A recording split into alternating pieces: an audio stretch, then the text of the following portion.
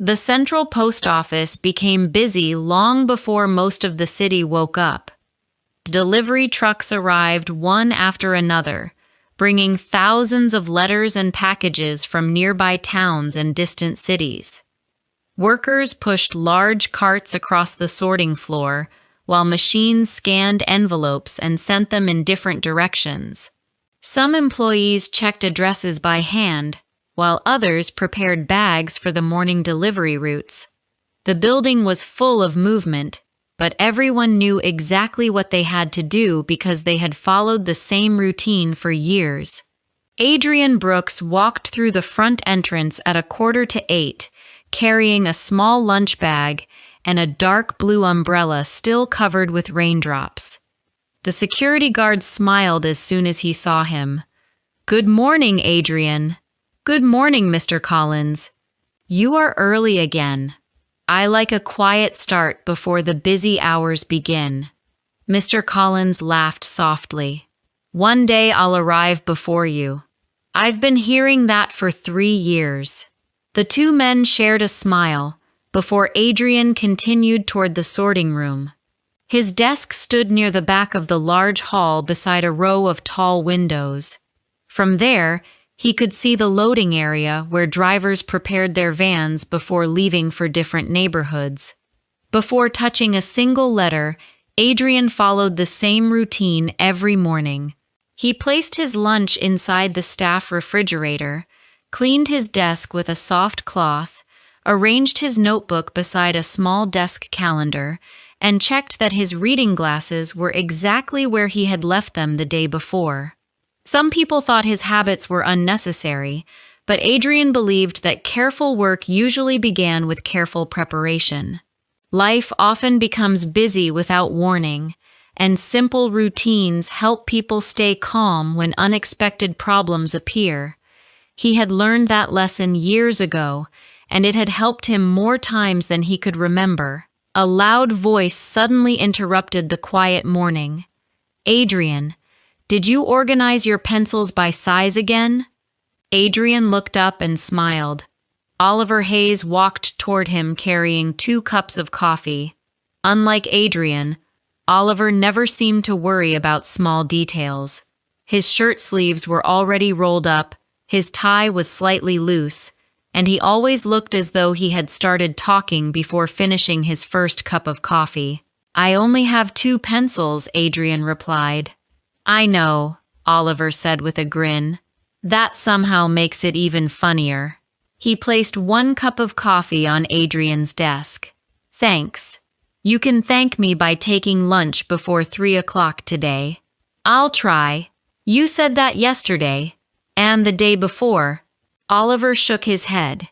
"You spend more time taking care of other people's mail than taking care of yourself." Adrian smiled but said nothing. The morning work soon began. Large containers filled with letters arrived every few minutes, and employees spread across the room to begin sorting them. Adrian checked addresses that were difficult to read, corrected small mistakes when possible, and searched the computer system whenever a package seemed to have the wrong destination. Around 10 o'clock, an elderly man walked slowly to the customer service counter carrying a worn brown envelope. "I think this letter belongs to my daughter," he said. "It was delivered to my old house after I moved." Adrian invited him to sit down. "Let's have a look." The address on the front had faded after years in a mailbox, but Adrian carefully compared it with the postal records. "I found her new address," he said a few moments later. The old man's face brightened immediately. "I was afraid it would be too late." Adrian carefully wrote the correct address on a new label before attaching it to the envelope. "As long as someone keeps trying," he said, "it is not too late for a letter to find its home." The man smiled warmly. "I hope you're right." After the customer left, Oliver walked over carrying another stack of envelopes. "You always say things that make people feel better. I only tell them what I believe. And what do you believe?" Adrian looked at the letter disappearing into the outgoing mailbag. I believe people should never give up on reaching someone they care about. Oliver nodded. I like that. The work continued until lunchtime. During the short break, several employees gathered in the staff kitchen, talking about football, weekend plans, and family holidays. Adrian listened more than he spoke, but he enjoyed hearing everyone laugh after a busy morning. When lunch ended, he returned to his desk and noticed a single white envelope resting neatly beside his keyboard. There was nothing unusual about the envelope itself. It was clean, plain, perfectly ordinary. There was no return address, only his name, Adrian Brooks, written in careful blue ink. Oliver leaned closer. Who's it from? I don't know. You recognized the handwriting. Adrian looked at the envelope for several seconds before answering. I've seen it before. Then open it. Adrian gently turned the envelope over in his hands. The seal remained untouched. For a moment, it looked as though he might finally open it. Instead, he quietly placed it inside the top drawer of his desk and closed it. Oliver stared at him. You're going to leave it there? I'll read it later. Oliver smiled. I've known you for 10 years. Whenever you say later, it usually means you're worried about something. Adrian gave a small laugh, but it sounded tired. Maybe. The afternoon passed, yet Adrian opened the drawer several times without touching the envelope. Every time he looked at it, he closed the drawer again and returned to work. As the last employees prepared to go home, Oliver picked up his coat. Are you finally taking that letter with you? Adrian nodded. He waited until the room was empty before opening the drawer. Oliver had expected him to pick up one envelope. Instead, Adrian lifted a small wooden box from the back of the drawer. He opened the lid slowly. Inside lay 6 more unopened envelopes. Each one carried the same blue handwriting. Each one had no return address. Each one was addressed to only one person, Adrian Brooks. Adrian quietly placed the newest envelope on top of the others, closed the wooden box, and locked it again. Outside, the rain began to fall once more, but Adrian remained standing beside his desk, wondering how many more unopened envelopes could fit inside the box before he finally found the courage to read the first one. Before I share the rest of the story, I need to know, where are you listening from? I would love to hear from you. The rain continued throughout the night, and by the next morning, the streets around the central post office were covered with puddles that reflected the gray sky above. Delivery vans arrived later than usual because several roads outside the city had flooded during the storm. Inside the sorting hall, however, work began as it always did. Employees unpacked heavy mailbags, checked delivery schedules, and prepared thousands of letters for another busy day. Adrian unlocked his desk before anyone else arrived. The small wooden box was exactly where he had left it. For a few seconds, he simply looked at it without moving. He knew that opening the lid would take only a moment. Reading the first letter would probably take less than 5 minutes. Yet those 5 minutes somehow felt heavier than the entire day's work waiting outside his office. Instead of opening the box, he placed it back inside the drawer and locked it again. Just then, Oliver walked into the room carrying 2 cups of coffee. I had a feeling I'd find you here, he said. You usually do. Oliver placed 1 cup on the desk and looked toward the closed drawer. Did you read it last night? Adrian shook his head. No. Oliver looked surprised. You didn't even try? I thought about it. And? I couldn't. Oliver pulled out a chair and sat down across from him. I don't want to push you, Adrian, but I don't understand. Those letters can't stay closed forever. Adrian looked down at the warm coffee in his hands. I know. Oliver waited for him to continue. Instead, Adrian quietly changed the subject. We should start sorting today's mail. Oliver recognized the familiar escape. Adrian never refused difficult conversations directly. He simply stepped around them until the other person gave up asking. It was a habit that seemed harmless because it avoided arguments, yet it also left many important questions unanswered. People sometimes believe they are protecting themselves by delaying uncomfortable moments, but delayed conversations often grow larger inside the mind than they ever would have been in reality. The morning quickly became busy. A delivery driver entered the sorting hall carrying 3 large sacks of registered mail. Bad weather everywhere, he announced while wiping rain from his jacket. Half the highways were moving at walking speed. Several employees laughed. If the letters made it here, Oliver replied, we can handle the rest. Adrian joined the team, checking addresses and organizing special deliveries.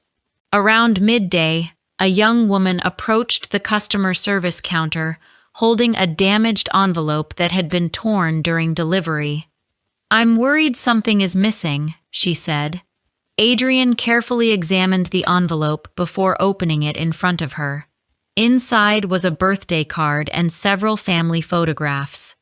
Nothing had been lost. The young woman smiled with relief. I was afraid the pictures had fallen out.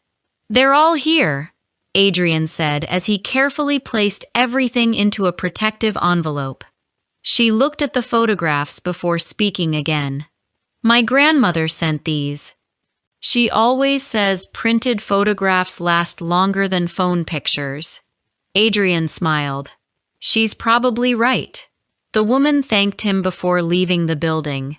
As Adrian watched her walk away holding the repaired envelope, a quiet thought crossed his mind. Some people protect memories inside photographs. Others protect them inside letters. Both become valuable because they remind us of people we never want to forget. The object itself is only paper, but the feelings attached to it can remain important for many years. That is why people should never judge another person's treasures too quickly, because something that looks ordinary on the outside may carry an entire lifetime of memories inside. During lunch, Oliver sat beside Adrian near the staff kitchen window. You've been quieter than usual. I've been thinking. I guessed that much. Oliver smiled before taking another bite of his sandwich. Can I ask one more question? You usually ask more than one. Fair point. He leaned back in his chair. Do those letters make you sad? Adrian looked out the window, where raindrops slowly slid down the glass. They make me uncertain. That's different. It feels different. Oliver nodded slowly. Sometimes uncertainty is harder than bad news. Adrian looked at him with mild surprise. I didn't expect you to say something so serious. Oliver laughed. I save my wise thoughts for rainy days. For the first time that day, Adrian laughed without forcing it. The afternoon passed peacefully until shortly before closing time. Margaret Wilson, the oldest employee in the building, walked toward Adrian's desk, carrying a thin gray folder. She had worked for the Postal Service for almost 40 years and seemed to remember every employee who had ever entered the building. Whenever someone needed advice, they usually visited Margaret before speaking to anyone else. I need your help, she said. Of course. She opened the folder. These letters have been sitting in storage for months because the addresses no longer exist. Adrian looked through them one by one. Most had already been marked Return to Sender. One envelope, however, caught his attention. Across the front, Someone had written in careful handwriting, "Please don't stop trying." Adrian looked at the words for several seconds. Margaret noticed, "That one always makes me pause." "It does the same to me." She folded her hands together. "Do you know why I stayed in this job for so many years?" Adrian shook his head. "Because letters remind me that hope can travel a very long way." She smiled gently. "Sometimes hope arrives quickly. Sometimes it spends months lost between cities. But as long as someone keeps writing, they are still hoping to be heard." Her words stayed with Adrian long after she returned to her desk. When the building finally became quiet, Adrian collected his jacket and reached for his bag. Before leaving, he unlocked the drawer once again. He removed the wooden box. For the first time, he untied the blue ribbon wrapped around the envelopes. His fingers rested on the oldest letter. The paper had become slightly yellow with age, but the handwriting remained as neat as the day it had arrived. He slowly slid one finger beneath the edge of the envelope, then he stopped. A deep breath escaped his lips. Not today. He carefully tied the ribbon again. As he placed the letters back inside the box, something slipped from beneath the oldest envelope and landed softly on the desk. It was a small photograph. Adrian stared at it in complete silence. The picture showed him standing beside a young woman outside an old train station. Both of them were smiling. On the back of the photograph, written in the same blue handwriting as every unopened envelope, were only 7 simple words. "You promised we would always read together." Adrian remained at his desk long after the last employee had gone home. The lights in the sorting hall had already been switched off, leaving only a few lamps shining above the customer service area. Outside, the evening train slowly pulled away from the station across the street. Its distant whistle echoed through the quiet building, but Adrian barely noticed it. His eyes stayed fixed on the old photograph resting in his hands. The picture had clearly been taken several years earlier. The young woman beside him was laughing at something outside the camera, while Adrian was looking directly at her instead of the photographer. He could not remember the exact moment, but he remembered how happy he had felt that day. Some memories fade with time, yet a single photograph can suddenly bring back emotions that seemed lost forever. That is why many people keep old pictures even after years have passed. They do not preserve the past itself, but they remind us that certain moments once made our lives brighter. He turned the photograph over once again. "You promised we would always read together." The sentence was simple, but it carried more weight than he wanted to admit. Oliver's voice interrupted the silence.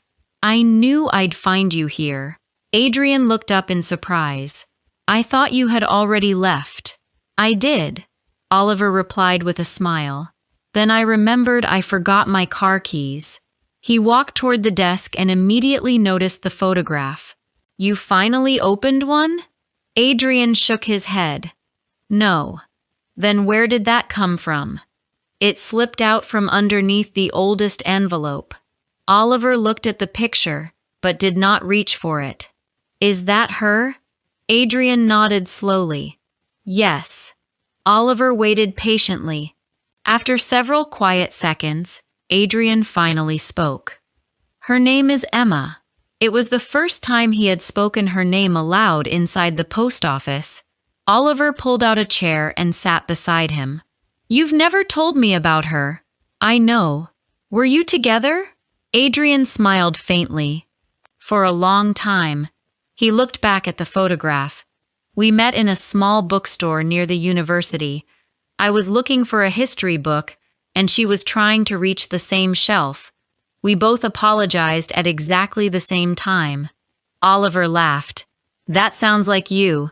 She laughed too. A warm expression briefly appeared on Adrian's face before slowly fading.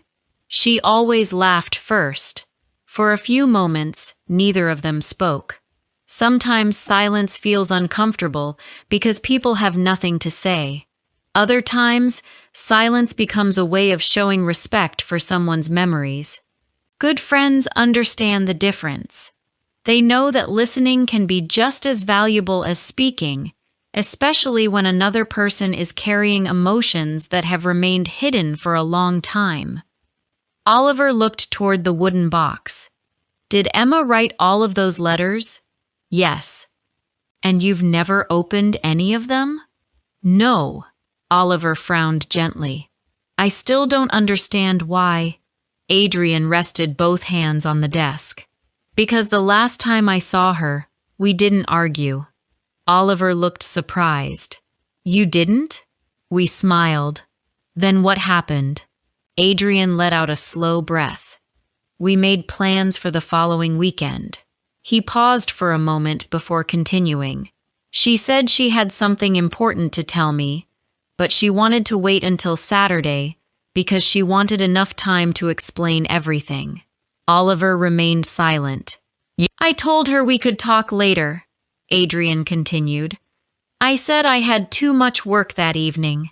He lowered his eyes toward the photograph. Saturday never came.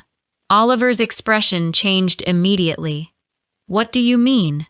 She left the city unexpectedly the next morning. Without seeing you? Adrian nodded. I received her first letter 3 days later.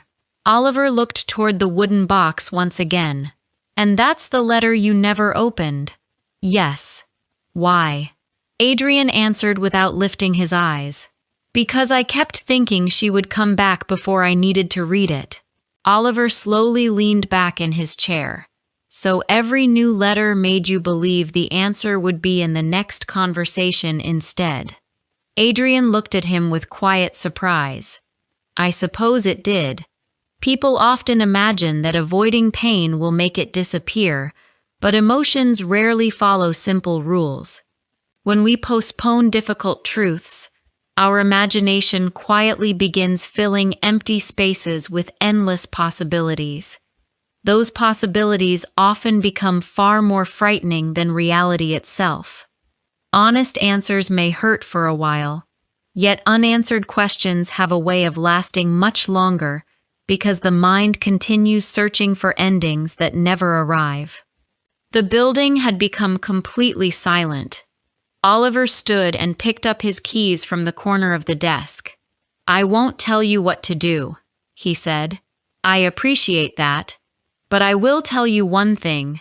Adrian looked at him. Whatever is inside those letters has already been written. Keeping them closed won't change a single word.